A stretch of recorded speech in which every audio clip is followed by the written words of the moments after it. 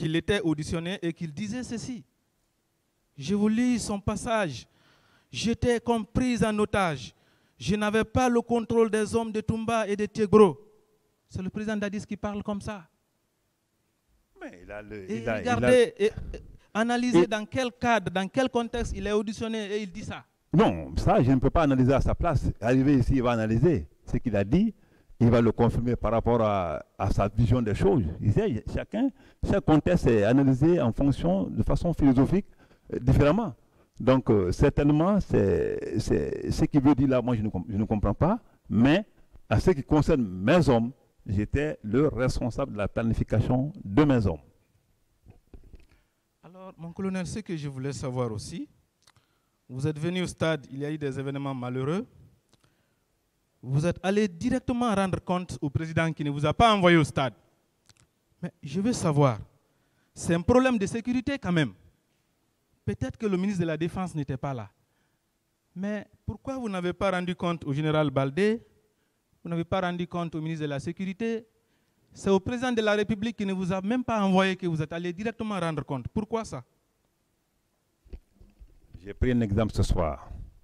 Lorsque, aujourd'hui, qu'on ne souhaite pas qu'un cas malheureux se produise dans n'importe quelle zone de la Guinée et qu'un ministre soit là-bas ou une haute personnalité soit là-bas, je pense que ce jour-là, ce jour du 28 septembre, tout le monde ralliait au camp. Moi, j'ai trouvé les Komara là-bas, j'ai trouvé des Koutouboussano, j'ai trouvé tant d'autres personnes.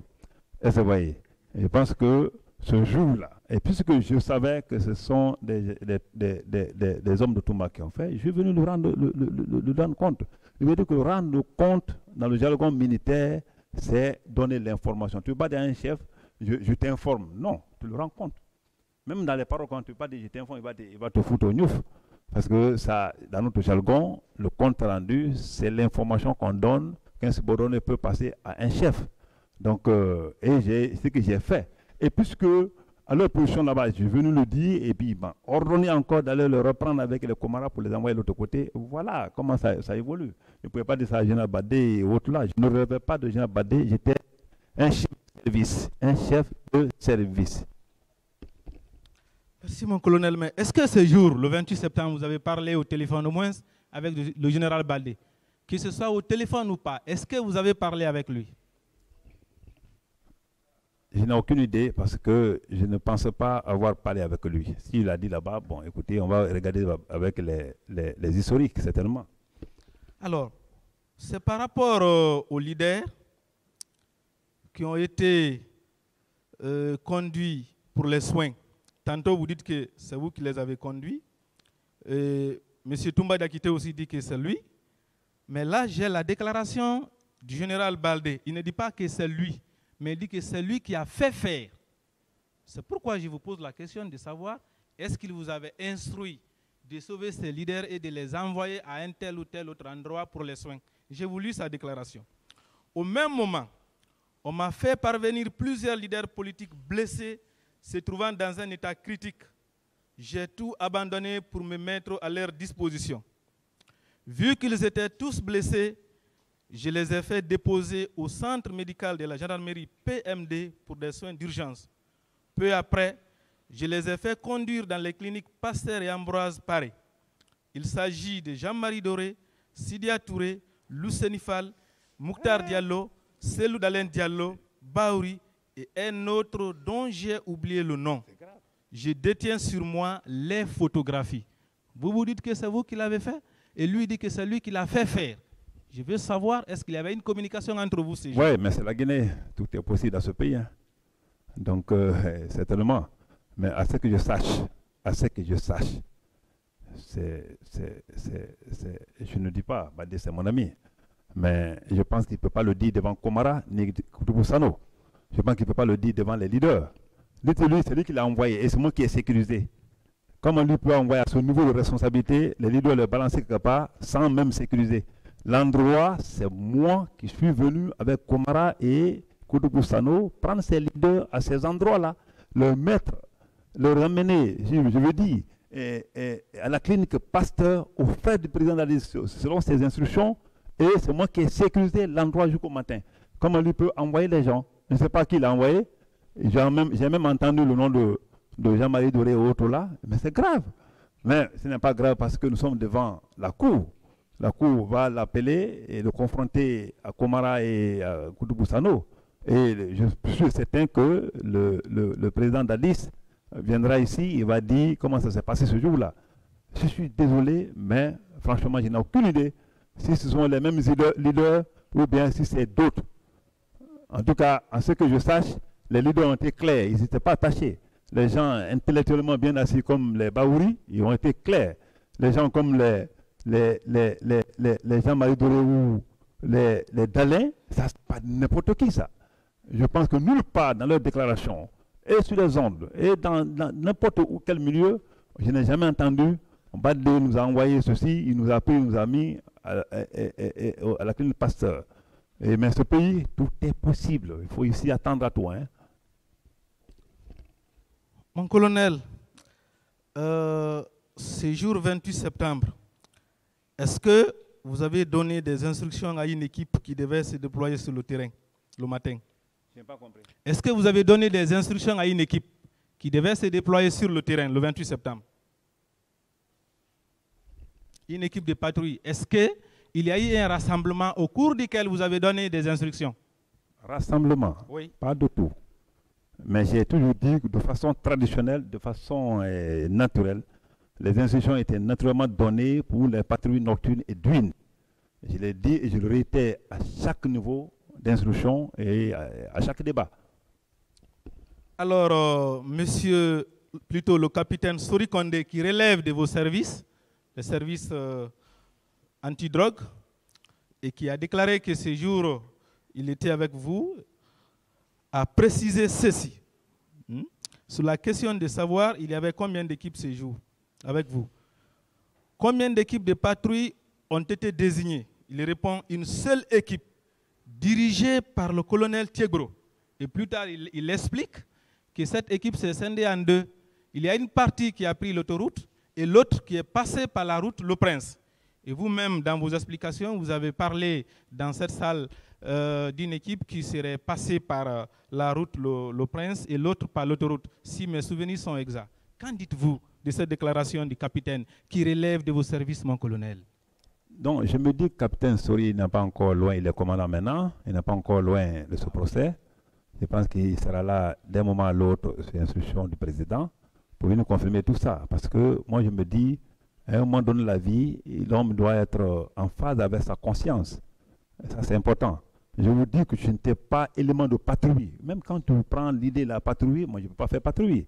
Je n'étais pas l'élément de patrouille. En tout cas, l'instruction de patrouille fut donnée par moi. Ça, je le sais.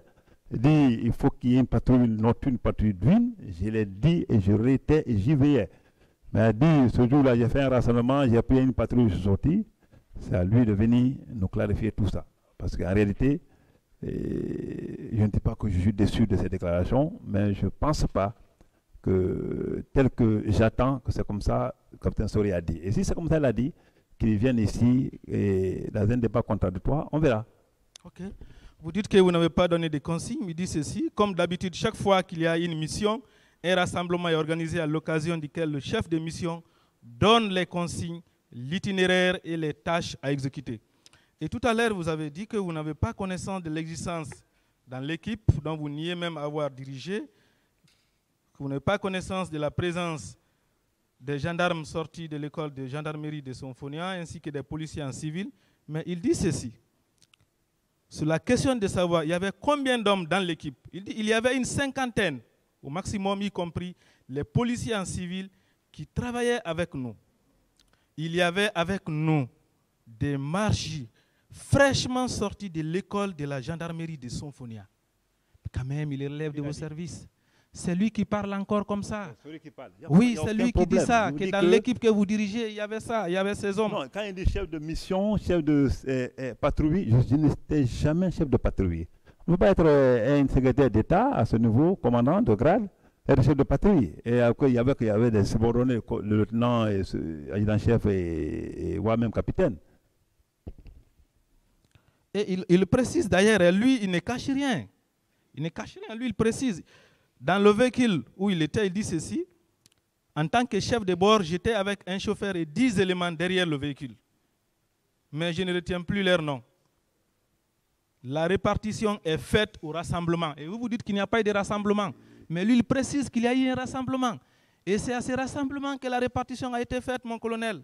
Tout ça, vous niez en bloc. Je n'ai pas dit qu'il n'y a pas eu de rassemblement. J'ai dit que je n'ai pas participé à un rassemblement. Il faut qu'on soit clair hein, dans ce qu'on dit. Hein.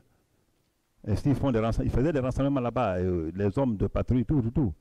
Et c'est ça, c'est naturel pour les militaires. À n'importe quelle chose, le rassemblement est crié. Rassemblement pour voir si tout le monde est présent, s'il n'y a pas de clopin-clopé dans les rangs et tout. Mais moi, je n'assistais pas à ces rassemblements. Ça, il faut qu'ils viennent me dire si c'est moi qui organisais les rassemblements chaque matin. Ça, c'est impossible d'ailleurs, avec les charges que j'avais. Donc tout ça aussi, c'est pas vrai.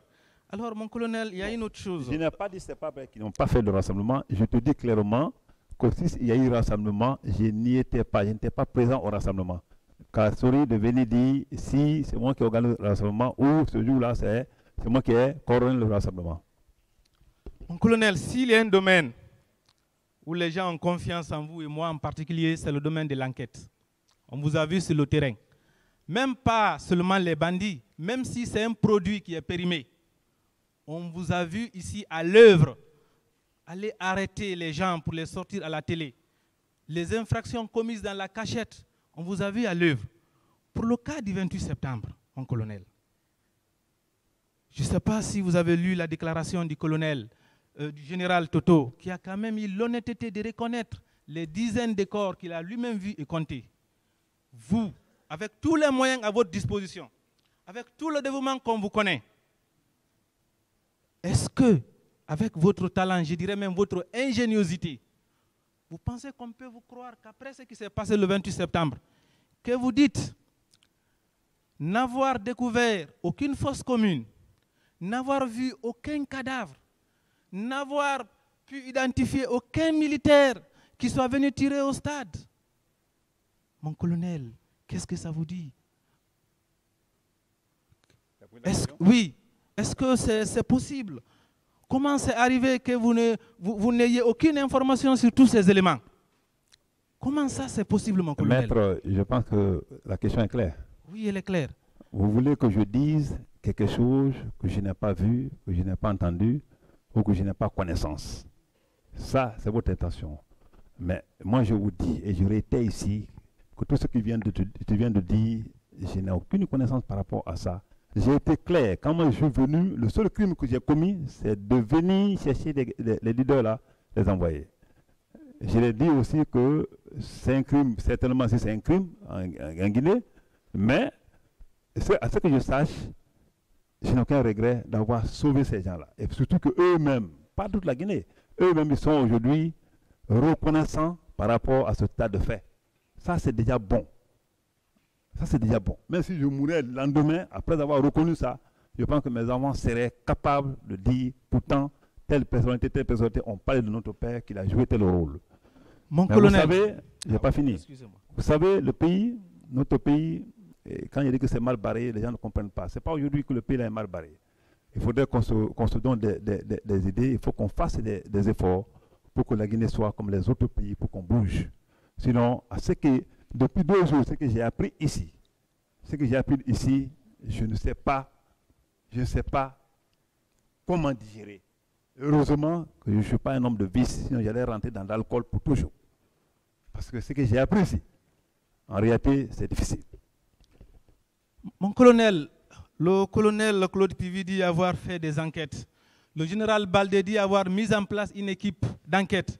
Vous, à votre niveau, avez-vous fait des enquêtes sur les morts, sur l'identité des auteurs, sur les cas de viol, les disparus? Est-ce que vous avez fait des enquêtes autour de ça après le 28 septembre?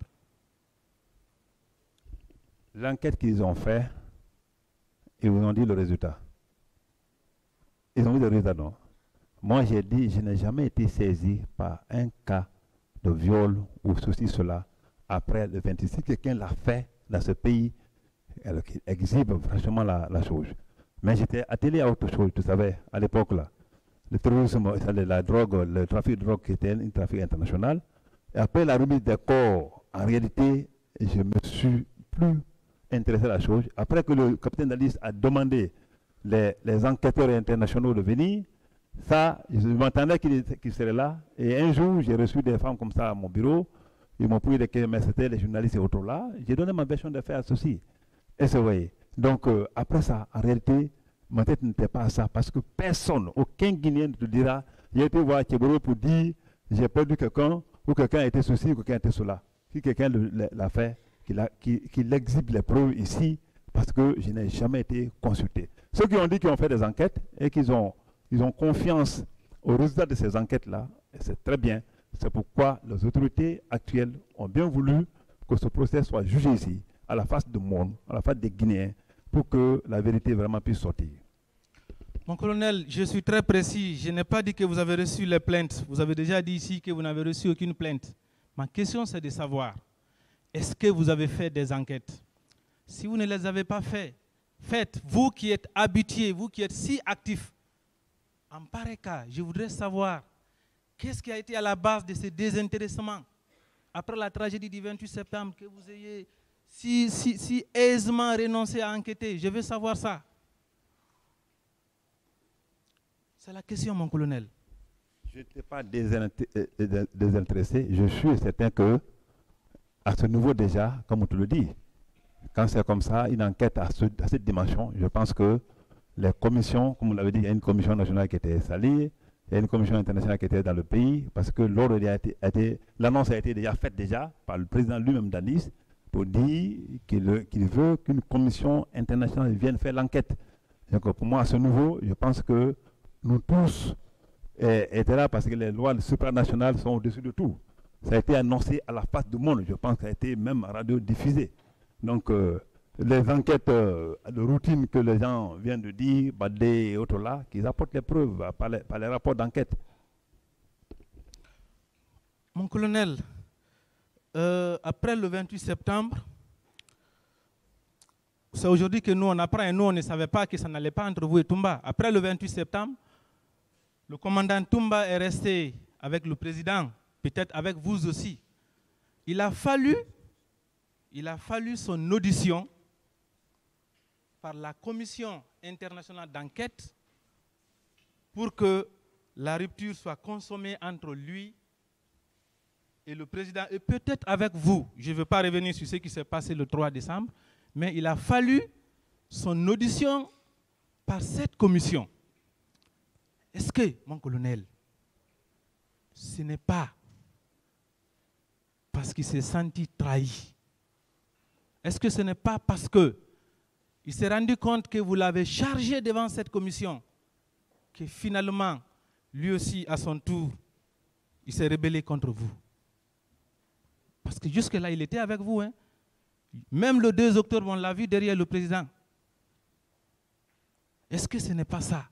Finalement, vous avez décidé de vous décharger sur lui. Est-ce que ce n'est pas ça, mon colonel? Je pense que... Non, je n'ai pas compris. Quand j'ai décidé de faire quoi? Est-ce que ce n'est pas parce que vous avez décidé de tout faire porter à Toumba? Il s'est rendu compte que c'est ça maintenant la réalité. Je vais faire une précision. Dans les déclarations que nous avons vues de lui, il n'avait jamais accusé le président d'Addis. Jamais. Mais c'est après cet événement-là qu'on a vu la situation se détériorer. C'est comme si il s'est rendu compte que vous l'avez chargé devant cette commission, et vous et le président. Et finalement, lui aussi, il a décidé de prendre ses responsabilités. Est-ce que ce n'est pas ça? Ce n'est pas comme ça que les choses se sont passées, mon colonel? Non, c'est comme vous le pensez comme ça. Pour moi, ce n'est pas ça. Je n'ai dit que ce que j'ai vu et que j'ai constaté à visu. Et je ne suis pas le seul. Hein. Je pense que tous les leaders en parlent la même chose. Monsieur le Président, je voudrais me limiter là pour le moment sous toute réserve. Je vous remercie.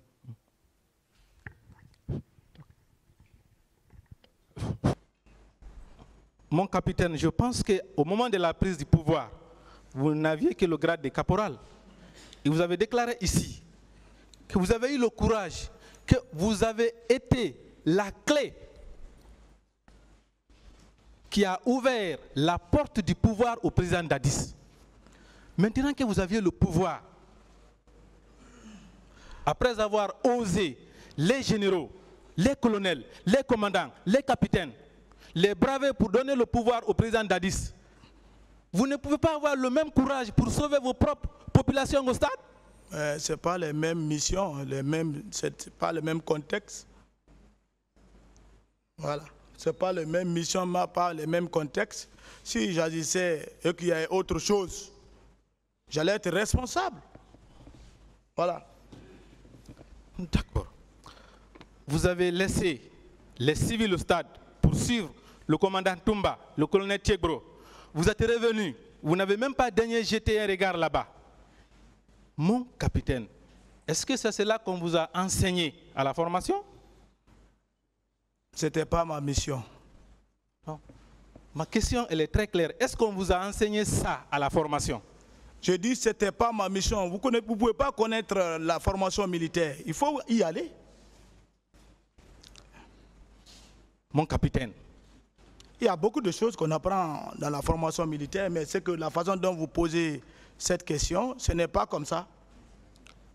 En laissant votre propre population civile sous les balles, en quittant les lieux avec un véhicule vide pour partir, est-ce qu'il n'y a pas de votre part un aveu de non-assistance à personne en danger? Non. D'accord. Le tribunal va apprécier. Il faut secourir quelqu'un que tu pourras secourir, mais si tu ne peux pas, il faut dégager. Il n'y a pas de problème. Alors, vous-même, vous avez déclaré à cette barre que vous avez vu Bégré entrer au stade en tirant qu'il était avec ses éléments. Vous avez même dit que ce sont des cruels. Vous avez employé le même mot. D'ailleurs, vous avez plusieurs fois employé les mêmes mots que le commandant Toumba. Vous avez dit que ce sont les cruels. Je veux savoir quels sont ces éléments-là, ces cruels qui étaient avec Bégré. Bon, je vous ai dit, Bégré est rentré au stade, mais je ne l'ai plus vu dans le stade. Le stade est large. Ce n'est pas quelle était leur mission. Si je le voyais, j'allais dire, Bégré, cesse ce que tu es en train de faire. Mais je ne l'ai pas vu à l'enceinte dedans, mais il est rentré quand même. Non, je n'ai pas dit que... je crois bien que tout ce qui a été passé, ce n'est pas les mouvements avec toutes les explications des victimes, ce n'est pas dans un même lieu qu'il y a eu les dégâts. C'est tout autour au long à l'enceinte du stade. Mais si vous n'avez pas pu identifier... On ne peut pas rester là et voir ce qui se passe dans l'autre position, Si vous n'aviez pas pu identifier ces éléments, comment vous auriez pu les qualifier de cruels? Bon, Bégré, naturellement, il était la folie de grandeur l'animait, c'est ça. C'est ce qui m'a poussé. Il a même giflé un journaliste ici, à la RTG, à la rentrée là-bas de Koundara. D'accord. Vous-même, vous dites que vous avez vu les cruels entrer au stade en tirant. Non, je n'ai pas dit j'ai vu des cruels. Ça, c'est votre mot. Mon capitaine, c'est votre mot utilisé à cette barre. Mais je n'ai pas dit que j'ai vu des cruels rentrer. C'est la phrase. Mais vous avez vu Bégré et ses éléments, ce sont les cruels. C'est ce que vous avez dit. Alors, vous voyez les éléments qui sont cruels entrer au stade en tirant. Entre poursuivre ces éléments-là et les arrêter. Et pourchasser le colonel Tchegro qui avait les leaders dans son véhicule. Qu'est-ce qui était urgent? Si je voyais Bégré, j'allais agir contre lui, mais je ne l'ai pas vu dans l'enceinte. C'est ce que je dis dans mes déclarations. D'accord. Vous avez aussi déclaré à cette barre que lorsque vous avez quitté le camp pour venir rechercher le président Dadis, avant d'entrer au stade, dès que vous avez vu un dispositif militaire, vous vous êtes dit que le président est là. Ce dispositif-là, est-ce que c'était le dispositif habituel de la garde présidentielle? Vous savez, le président Dadis, c'est un homme de surprise. Il fait tout ce qu'il a besoin de faire. Il ne demande pas conseil à quelqu'un. Quand tu trouves un dispositif comme ça, et que le président lui-même est sorti, l'instinct te dit qu'il est là. Voilà. Mon capitaine, est-ce que c'était le dispositif habituel de la garde présidentielle? Bon, le dispositif habituel, il faut être en distance, tu ne peux pas être à 800 à 700 mètres de distinguer, mais c'était des dispositifs militaires. Ça ne peut pas être sans commander par quelqu'un. Quels sont les éléments que vous avez reconnus dans ce dispositif? Je n'ai pas remarqué. Et j'ai dit qu'avant que je n'arrive sur le point, ils ont bougé. C'est ce que j'ai dit ici. Vous cherchez le président, vous voyez un dispositif semblable à celui de sa garde, vous ne cherchez même pas à identifier un seul élément?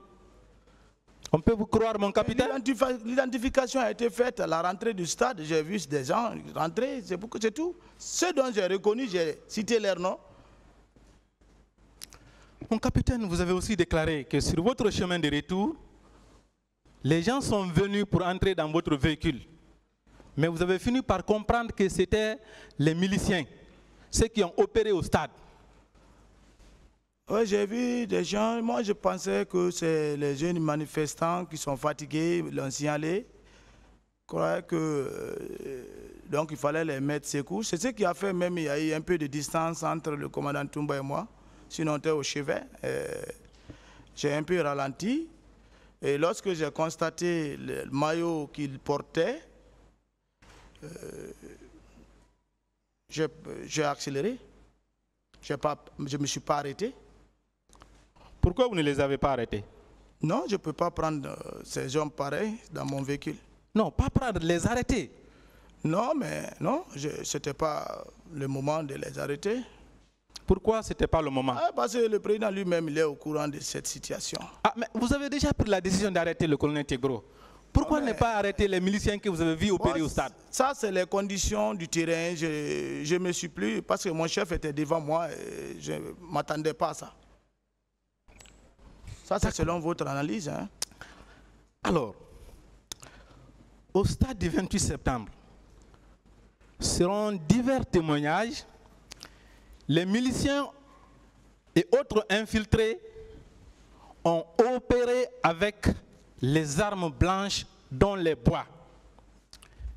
Et il résulte de plusieurs déclarations que vous également, vous avez frappé les gens, dont M. Sidia Touré avec un bois. Vous avez utilisé le bois, ou sinon les bois vous-même, M. Marcel Guilabogui, en utilisant les mêmes armes que les miliciens. Est-ce que cela n'est pas la preuve que vous-même vous avez dirigé ces miliciens-là? Preuve. Déclaration qui est preuve. Vous dites bois? Est-ce que ce n'est pas la preuve que c'est vous qui avez dirigé ces miliciens-là au stade? Vous dites un bois? Bois, oui. Moi, je ne suis pas un militaire qui prend du bois. J'ai beaucoup expliqué ça. Je crois que vous voulez revenir, que je dise d'autres choses. Moi, je n'ai plus de réponse pour ça. Le tribunal a apprécié. J'ai beaucoup parlé de ça. On ne fait que revenir en arrière. Personne ne vous ramène en arrière. Vous parlez de la normalité. Or, ce qui s'est passé au stade du 28 septembre, ce jour était hors de toute normalité, selon diverses sources. Beaucoup de militaires ont utilisé les armes blanches ces jours-là, M. Marcel, dont vous. Non, moi je ne marche pas avec armes blanches. D'accord. Quand vous êtes revenu au camp Alpha Yaya Diallo, là aussi, selon plusieurs éléments du dossier, il y a eu des tirs sur la route de Prince. Les miliciens quittaient le camp Alpha Yaya pour aller attaquer les habitants. Est-ce que vous avez constaté cela? Moi, je n'ai pas vu ça. C'est ici que j'ai appris ça. Hein. Même les tirs, vous n'avez pas entendu? Non, tirs, non. Je n'ai pas entendu de tirs. D'accord. De ce que vous déclarez là. Alors, je voulais savoir, je ne suis pas loin de finir. Vous étiez au stade. Le commandant Toumba était au stade. Le président a donné l'ordre d'arrêter le commandant Toumba. Pourquoi pas vous? Ah, je ne sais pas, il n'a qu'à poser cette question au président Dadis. S'ils ont entamé d'arrêter Toumba, peut-être après Toumba, c'est finir avec moi. Et c'est ce plan qui n'a pas réussi. C'est pourquoi la vérité est en train de clasher. Je n'ai pas compris. Vous avez dit avec vous, arrêtez Toumba avec vous? Je dis, oui. Selon votre déclaration, on finissait avec Toumba, peut-être c'était avec le tour de Marcel. Mais c'est ce qui n'a pas marché à leur niveau. Mais le commandant Toumba dit que vous-même vous avez été mis dans le plan pour son arrestation à cette barre. Non. Il vous a cité, son chauffeur, je crois que c'était un Jeannot, que vous avez été mis dans le plan pour l'arrêter. Il a déclaré ça ici? Je n'ai pas entendu ça. Il a déclaré ça, c'est vérifiable, mon capitaine. Je n'ai pas entendu ça, ne dites pas, je n'ai pas entendu ça. D'accord. Si le président n'a pas ordonné que vous soyez mis en arrestation, est-ce que cela n'est pas la preuve que vous n'avez jamais été écarté du pouvoir, que vous êtes demeuré au cœur du pouvoir et vous étiez même l'un des éléments les plus aimés du président Dadis jusqu'au 28 septembre? Ce n'est pas la preuve, jusqu'après même. Est-ce que cela n'est pas la preuve? Mais vous dites les choses avec le contraire. Le colonel Pivi a parlé de ça ici, qu'ils avaient dit d'arrêter Toumba et Marcel. Si vous dites encore que le président Dadis n'avait pas ordonné, moi, ces arrestations-là, c'était des arrestations arbitraires. C'est ce qui a causé le 3 décembre. C'est le colonel Pivi qui avait décidé de vous arrêter les deux. Mais le président Dadis, lui, n'a jamais dit de vous arrêter. Il n'a pas décidé. S'il décidait, il allait le faire. Il a été empêché par le président Dadis, selon ses déclarations. Ah, moi, je ne suis pas au courant de ça. Hein. D'accord. Alors, je voudrais savoir, pourquoi tout le monde a cité votre nom? C'est M. Marcel qui a frappé, c'est M. Marcel qui a donné les coups, c'est M. Marcel qui est venu avec un groupe de bérets rouges piller la pharmacie à l'hôpital d'Onka. C'est M. Marcel qui est venu avec un groupe de bérets rouges pour sortir les victimes, pour faire disparaître les corps à partir de la morgue de l'hôpital d'Onka. Pourquoi tout le monde parle de votre nom, pas les autres militaires? En tout cas, pas plus que vous. Pourquoi c'est vous toujours? Pourquoi? Aucune victime n'a dit ici Marcel a dissimulé un corps. C'est vous qui déclarez maintenant. Nous avons plusieurs éléments ici selon lesquels vous êtes venu avec un groupe de bérets rouges à l'hôpital d'Onka. S'il vous plaît. Vous savez, maître, nous sommes devant l'histoire avant tout. Vous êtes un avocat. Ne commentez pas et ne dites pas ce qui n'a pas été dit. Je suis là, nous sommes presque dans combien de mois? Aucune victime n'a dit que Marcel a dissimulé un corps. N'englobez pas les choses et mettez sur ma tête. Le tribunal n'a qu'à apprécier de ce que vous dites. Mon capitaine, vous avez été formellement identifié à l'hôpital d'Onka, à la tête des bérets rouges qui sont venus là-bas. Non, ce n'est pas moi. Je n'ai jamais été à l'hôpital d'Onka, ni à l'hôpital Niasiti, qui ce sera pour quiconque mission concernant le cas du 28 septembre. Moi, Marcel, qui suis devant vous. Ce n'est pas Marcel et ça ne ressemble pas à Marcel. D'accord. Alors, je voudrais savoir, mon capitaine, dans votre plan, le 28 septembre 2009, est-ce qu'il était prévu de prendre les manifestants et de les amener au camp Koundara? Est-ce que c'était prévu? Je n'ai pas de réponse pour ça. Moi, je n'ai pas de plan pour le 28 septembre. Je n'étais pas informé. Pourquoi vous avez déclaré au stade du 28 septembre que feu Jean-Marie Doré devrait être amené au camp Koundara? Lisez bien. Moi, le feu Jean-Marie, il est confus. Il parle d'Inimo dans son procès verbal. Moi, je ne peux pas faire une émission avec l'Inimo. Vous connaissez l'Inimo? Moi, je suis de Massanta avant tout. L'Inimo, ça, c'est les rebelles. L'Inimo, ce n'est pas les militaires de l'armée guinéenne. Et l'Inimo a pris fin depuis l'avènement de la rébellion. Il ne faut pas venir commenter ton procès verbal avec des mots pour toujours recharger. Non. Non. Mon capitaine Feu Jean-Marie Doré était une personnalité particulièrement licite. Je le sais. Il ne peut pas se tromper. Mais ils ont dit des contre-vérités ici, que le peuple a failli mettre le feu, il a voulu mettre le feu dans le pays. À la transition, j'étais en prison. L'eau est empoisonnée, le pain est empoisonné. Il y a eu des chaos à l'intérieur du pays, dans les différentes préfectures pour ça. Vous ne pouvez pas dire le contraire. Mon capitaine, et c'est pourtant, ils sont des responsables. Maintenez-nous dans la salle d'audience. Je suis dans la salle. On parle du feu, l'honorable Jean-Marie. Mon capitaine, je vous lis ce petit passage de sa déclaration. Un des soldats a dit à Marcel Guilabogui, je lui loge 2 balles dans la tête et on continue.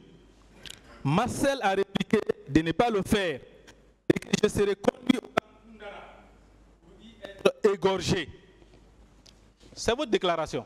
Non, oui ça ce n'est pas moi. Ça, c'est des fausses déclarations. C'est les contre-vérités. Mon capitaine, un soldat des femmes, mon capitaine, des femmes ont été enfermées au camp Koundara durant des semaines où elles ont été soumises à des os de la cruauté, mon capitaine. Si vous n'étiez pas mêlé à ça, est-ce que vous auriez dit qu'il faut amener Feu Jean-Marie Doré là-bas, si vous n'étiez pas mêlé à ces plans-là? Moi, je ne suis pas mêlé. Je ne suis pas commandant du Koundara pour emmener un élément à Koundara. Voilà. Koundara, non? Tous ceux qui ont passé ici, demandez-les. Même les victimes qui ont annoncé qu'ils étaient à Koundara. Non? Moi, c'est ici que j'ai appris tout ça. C'est ici. On ne peut pas contrôler tous les camps. Hein? Donc le camp Koundara était incontrôlable. Mais c'était sous le contrôle de son chef qui rendait compte à son président. D'accord. Mon capitaine, est-ce que vous êtes d'accord avec moi que vous êtes un élément clé du massacre survenu au stade du 28 septembre, de la dissimulation des corps, de la séquestration des femmes dans les différents camps? Est-ce que vous êtes d'accord avec moi? Je suis loin de ça et vous n'avez pas de preuves. D'accord. Ce procès, il est encore loin. Il est très bon de danser au moment où la musique se joue et on vous applaudit. Je ne suis pas de ce genre. Il y a un moment pour toute chose. À ça, maître. Il ne faut même pas m'intimider avec ça. On ne peut pas vous intimider. Voilà. On ne peut pas. Voilà. On n'est pas là pour vous intimider, mon capitaine. Monsieur le Président, j'en ai terminé pour le moment. Je vous remercie. C'est également bon pour la partie civile. La défense. Mon client voudrait demander à votre tribunal de bien vous... On ne vous entend pas.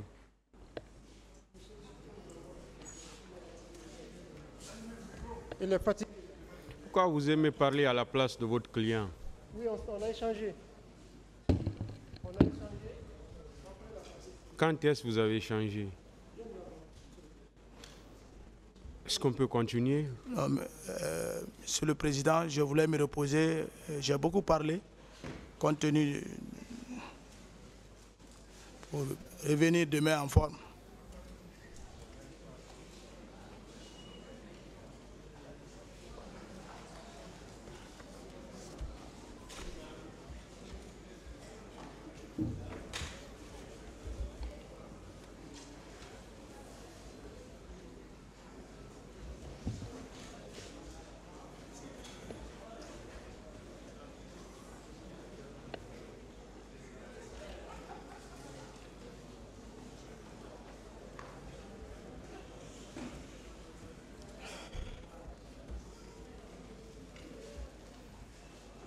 Le tribunal renvoie cette affaire au 18 juin 2023 pour la suite des débats. L'audience est levée.